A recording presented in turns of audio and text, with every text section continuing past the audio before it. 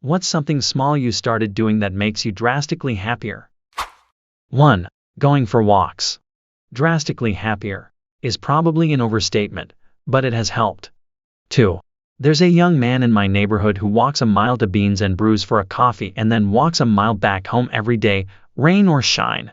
I noticed him every day for 6 months, then met him one day, grabbing a coffee, and asked him about his walks. He told me he is in recovery, and his mentor told him it will help and that he does the same walk twice per day. It's been 3 years now, and every time I see him, I am so impressed with his strength, determination, and willpower. He is an inspiration. 3. I hope people read this comment and digest it. Walking the first pretty sure saved my life. It does help at least some of us. 4. My husband got sober in November 2020. He credits his daily routine of waking and going to the local coffee shop, then taking our 2 dogs on long walks on the beach as a huge part of his recovery. 5. It just helps you to get outside of your head and relax. I go for walks for the physical benefits and quickly remember the mental health benefits. 6. Absolutely. It's underrated, to be honest. I love that I have a dog because even when I don't feel going outside, he gives me a reason to. 7. This is what I loved about having a husky. I had to go out in the winter time not only because they have so much energy to burn, but also because husky. And since it was winter, no one else was ever out in the parks, so I could let her off her leash and she'd run and play in the snow for hours sometimes. She made me fall in love with winter. 8. Did pretty much the exact same thing while going through recovery, and it was honestly hugely helpful. Having time to reflect and breathe through a busy mind is insanely important, but taking time out to just go and meditate or reflect in a static environment is insanely hard for some folk. ADHD homies might feel this. But yeah, having something you have to do, even if it's just forcing yourself to go grab a coffee, or some kind of dedicated, monotonous task, sparks the conversation with yourself that you might have otherwise missed while trying and failing on the bedroom floor. 9. There's a lot of criticism about the go for a walk advice, but it literally fucking works.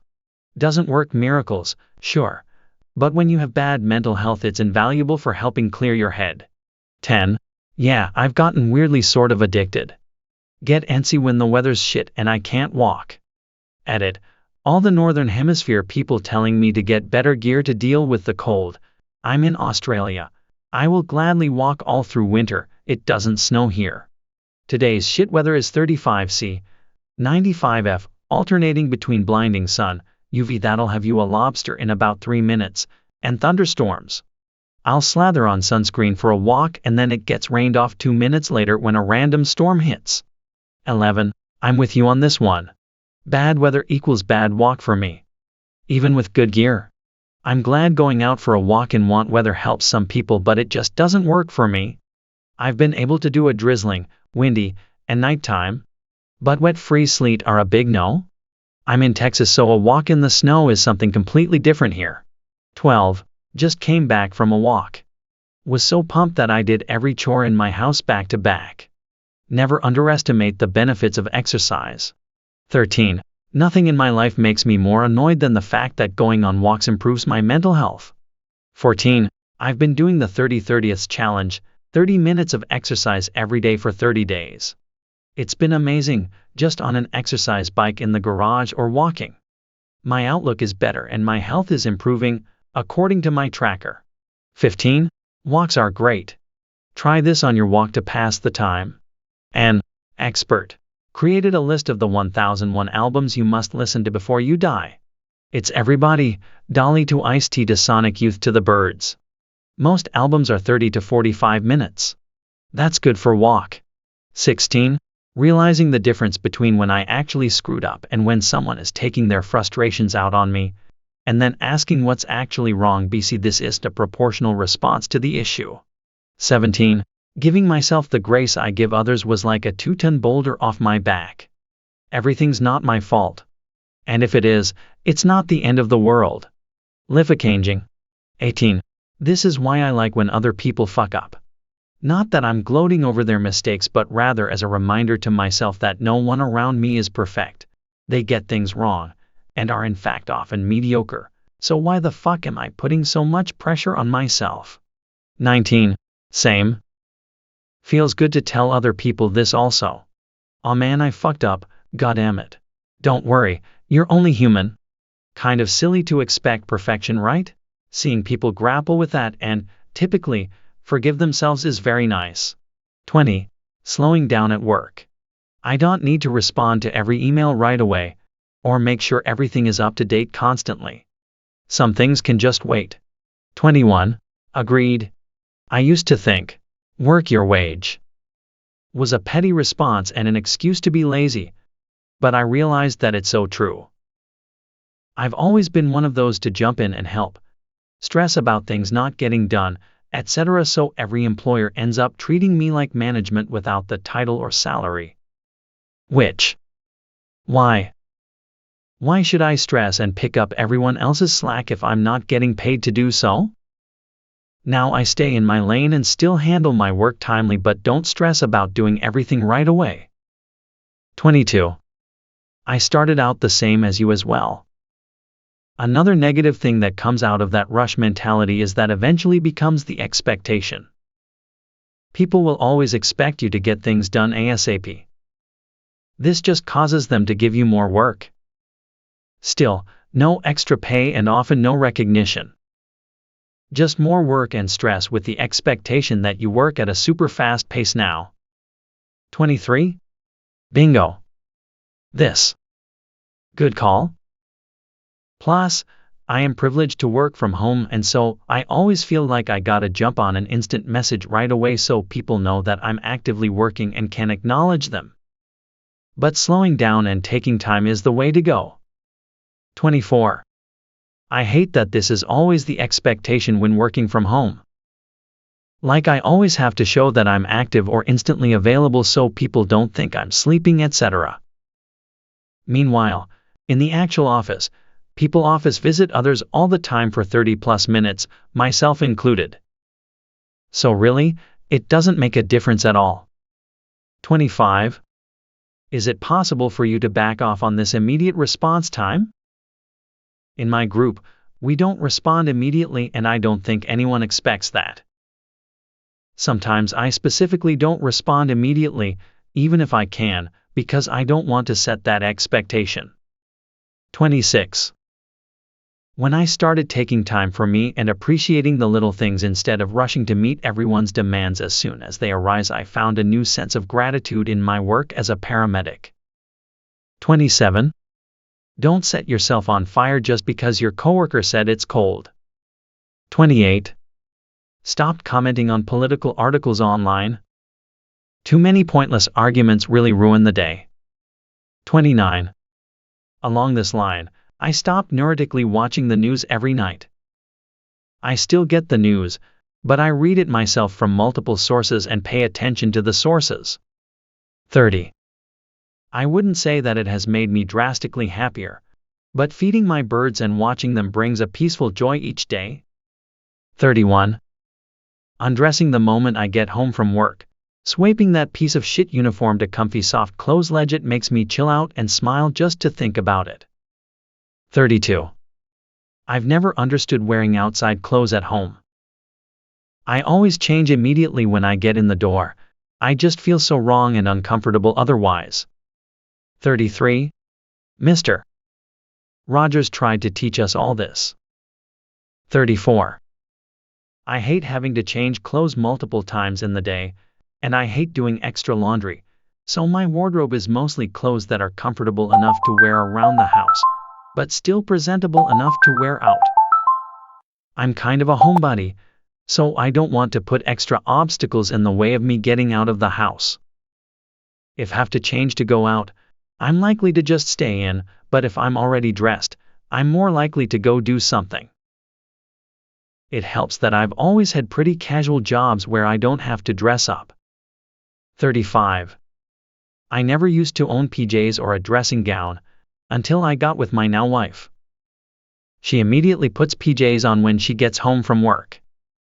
I always sat around wearing the clothes I wore at work. Now I can't wait to strip off the moment I get home and get comfy. 36. Okay, These are really small, but wearing gloves while washing dishes. Wearing earplugs or noise-canceling earbuds plus audiobook podcast while vacuuming or drying my hair. Watching a favorite TV show while folding laundry. Basically, I tried to minimize the sensory discomfort and boredom of regular chores, and now I almost look forward to them. 37. I listen to an audiobook while folding laundry. It's a nice passive way to get through a story. 38. Wearing gloves while washing dishes is actually huge. I almost can't touch dirty dishes without them, lol. 39. This is truly really small.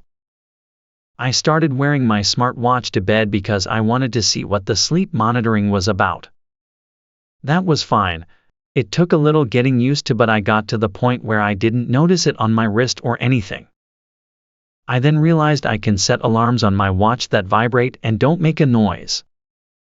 I feel like it is much more pleasant waking up to a slight vibration on my wrist instead of the noise of an alarm, or of the noise of the phone vibrating against my nightstand.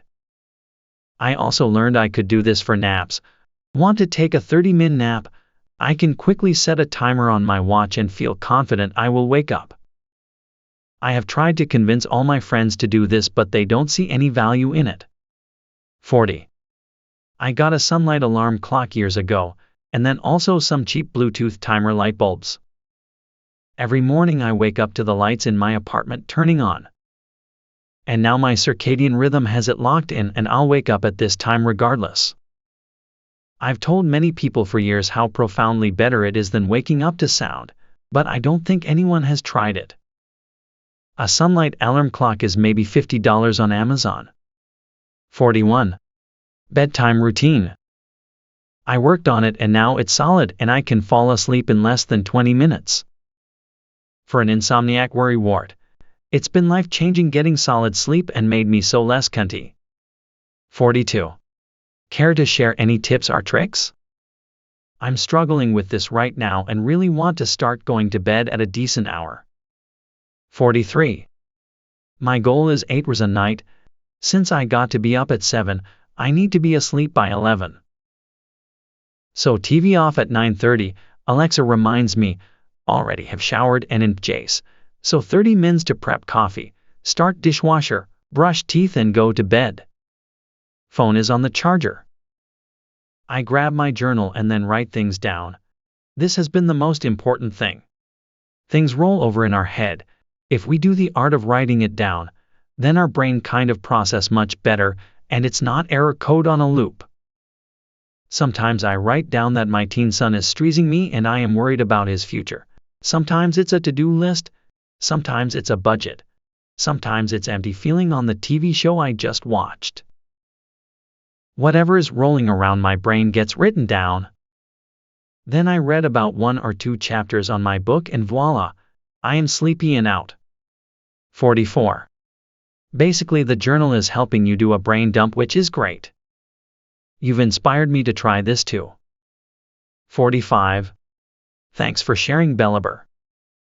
I'm going to try this tonight. I'm always trying to find new ways to have a good night's sleep, lotions, potions, and pills. Your routine seems simple and sustainable. 46. My goal is 8 hours a night. Since I got to be up at 7, I need to be asleep by 11.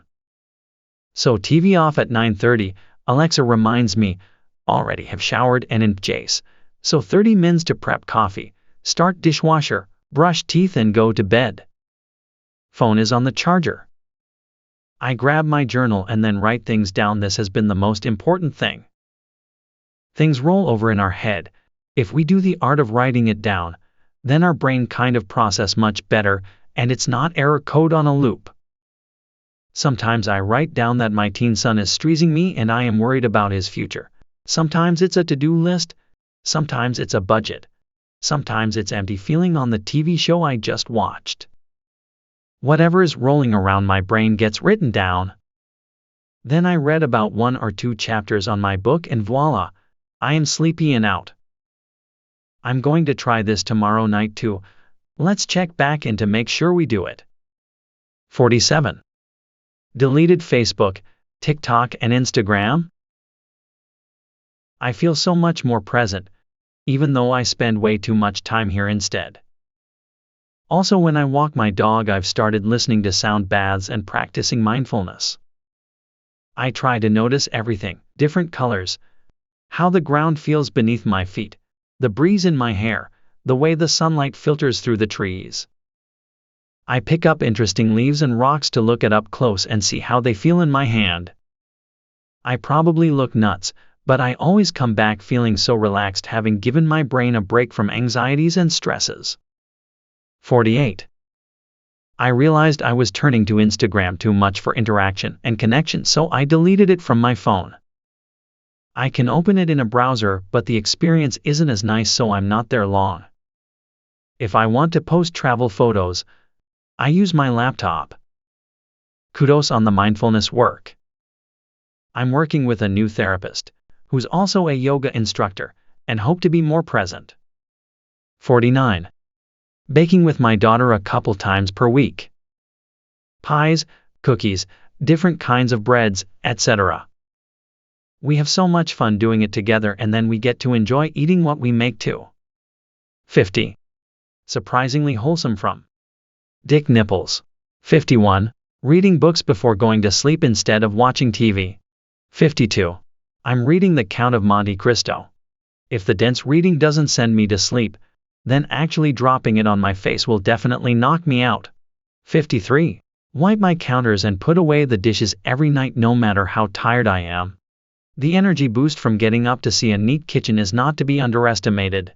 54. Not drinking during the week. Makes Friday's buzz feel earned and like I deserve it. 55. This sounds like a great idea. I just get so bored on weeknights. Beer and video games is my downtime life. 56. My weeknight drinking was either boredom or bad day related. If I want a beer because of a bad day, I now go to my basement and lift for half an hour. If bored, funny enough, coffee and sparkling waters scratch the itch. 57. I found a friend who is interested in the same things I am, who is intelligent and open-minded at my age. This is quite an accomplishment. We go to lunch once a week, usually spend about 2 to 2.5 hours just talking about the things we love, sharing ideas, no politics, no gossip. I am immensely better, a different person, you could say. 58. God, I need this. 59. Using a week's vacation to take every Friday off for a month in the summer. 60. Prioritizing good sleep. 61. Deleted social media. Stopped thinking about the past. Those two things have been huge in increasing my well-being. 62. What helped you stop reflecting on the past? 63. This is the exact question I really need answered. I can just not go on social media sites. But it's hard to make my brain stop insidiously slipping thoughts into my head. 64. Oha, if people only knew the joy having no social media brings, lol. I've been 5 years without it and I'll never go back. 65. Just curious, don't you see Reddit as social media? 66. There's been a lot of debate about this being social media, and I guess by definition it is, but for me personally, I view social media more as IG, FB, Twitter, where it's kind of a place to share your life, and my biggest thing was comparison. On Reddit, people aren't necessarily sharing their lives and posting pictures of all the fun stuff they're doing, etc. On Reddit, I actually find people are more authentic and, if anything, are more likely to post real raw things about their lives due to the anonymity. That's why I let Reddit slide, at least, lol. 67. I agree.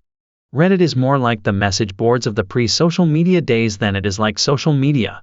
While you can share your life on Reddit, doing so is not the point of Reddit as a whole. 68. Getting half an hour of exercise every day. 69. How do you motivate yourself to do it every day? 70. I just turn on the TV and work out. Get some entertainment and distraction while moving your body. Eventually it just becomes a habit and you notice the difference and want to keep it. Get some exercise bands or dumbbells. Do some sit UPS and push UPS. Don't kill yourself at first and get so sore you give up in a week. Eventually you'll start feeling good and notice it doesn't tire you out as much. Also track it. Are you trying to lose weight? Weigh yourself often and see the results start to roll in. Make it a game against yourself if you need to. 71. Choosing to focus on positive aspects of my marriage. Learning to communicate without getting angry or overwhelmed. Cutting out toxic family from my life. Hanging out with my dad once a month to reconnect and strengthen our bond. Forgiving myself for abusing my body with food so I can become healthier. Learning that I can improve my life daily with small habits. 72. Stretching every day has helped a great deal. Doesn't always have to be a lot. 73. Few things. Took up running. Not everything at work is an emergency. Slow down and respond to that email or call when you have time. No alcohol during the week. Here lately I'm down to only Saturday, and even then it's no more than 3 drinks. Working on less screen time? Started reading more last year and took up fishing. I have a kid. I don't want his memory of me being my face looking at a phone instead of him. 74. Started incorporating daily walks into my routine. It might sound small, but the fresh air and movement have done wonders for my mood. Highly recommend listening to your favorite podcast or playlist too. 75. I set my iPhone to only accept calls from people in my contacts. Do I miss an occasional call that I need to take? Yep. They leave a message, and I call them back. If it is a business or organization that I deal with semi-regularly, I add them to my contacts. The important thing, for me, is that I get 0 scam calls anymore. Well, ones that ring through anyways. On average, I was getting over 30 of them every day. I am much happier with this setup. 76. Going to bed early. 77. Deactivate Facebook. 78. Using the Kindle I inherited from my mom. I had basically stopped reading, but my previous love for it has been reignited. It has also reduced my other screen time significantly, which can only be good. 79. Reignited. You mean rekindled. 80. Giving up alcohol. 81. Daily fruit smoothie. I was eating 0 fresh fruit before. Stopped falling asleep at my desk midday. 82. Eating fresh fruit daily helped changed so much for me. Also increasing water and decreasing sugary drinks. 83. Lifting weights. It was hard at the beginning, but now I see the benefits of it. 84. Reading fiction. 85. Before my feet hit the floor in the morning, I forgive everyone I need to in order to move on in my life and not carry around stuff from relationships. It really starts to work after a while. 86. Rescuing a kitten. 87. I finally at 78 years of age admitted that I was gay and got a very nice FWB my age, and we get together once or twice a week, have great sex for a couple of hours, then go to lunch and talk to. I am immensely happy.